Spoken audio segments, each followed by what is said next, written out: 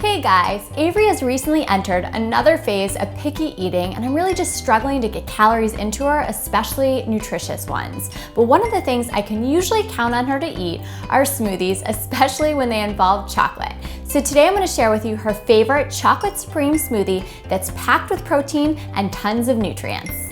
I'm Meg and I'm passionate about finding ways to make life with kids easier in the kitchen. So let's go through our ingredients. You need some hemp milk, maca powder, cacao powder, almond butter, and a frozen banana, and then some optional goodies like protein powder and amazing greens. All right, so chocolate supreme smoothie. First things first, we will get our liquid into our blender. Today I'm using a hemp milk. They also make a chocolate hemp milk, but you should be aware it has a lot more sugar in it. You can also use an almond milk or really any milk you have on hand, but I love how the hemp milk is high in omega-3s and 6s.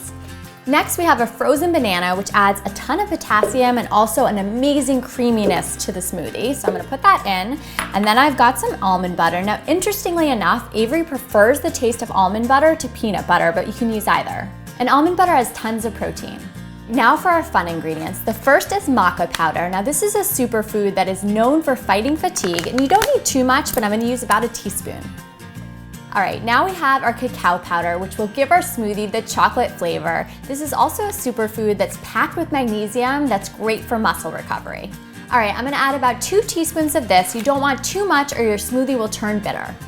All right, now before we blend, I wanted to talk about our optional ingredients really briefly. The first is this amazing greens powder. Now surprisingly, Avery actually really likes the taste of this, and it's basically just powdered fruits and veggies. Next, I have a couple different protein options. I like to make sure that mine are organic and plant-based, and if you're making this smoothie for your kids, you don't wanna add too much. So today I'm gonna leave these guys out and just blend up my smoothie.